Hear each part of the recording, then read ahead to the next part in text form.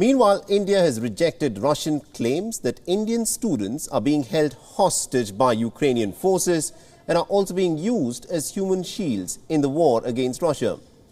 Now, India's response has come just a few hours after Russia put out this claim publicly that Indian students in places like Kharkiv have been taken hostage by the Ukrainian security forces and are being used as human shields.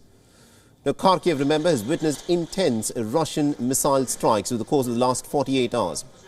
And this following the death of an Indian student in the city. India has also stepped up its efforts to try and get the Indian students who are stranded in Ukraine, especially on the frontline zones, such as Kharkiv, out. A large number of Indian nationals, most of these, remember, are Indian students who had gone to Ukraine to pursue their higher studies, have now been evacuated from Ukraine over the course of the last few days. The Russian Ministry of Defense had claimed that Indian students in Kharkiv were being taken hostage by the Ukrainian security forces. The Russian officials stated that Indian students were being held in certain strategic areas to slow down the advance of the Russian forces. And the Russians say that they have been very considerate to ensure that collateral damage does not happen. Now, the Russian official also added that the Ukrainian forces were using Indian students as body shields. And this claim has also been made by the Russians at the United Nations as well. But interestingly, the Ukrainians are describing this claim by the Russians as a blatant lie, a position that the Indian Ministry of External Affairs also seems to agree with.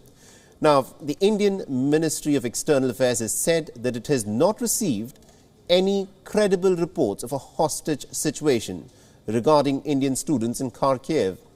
India has in fact requested the support of the Ukrainian authorities in arranging for special trains and buses so that Indian students can actually move freely internally within Ukraine to reach the border areas from where they can be evacuated by the Indian authorities.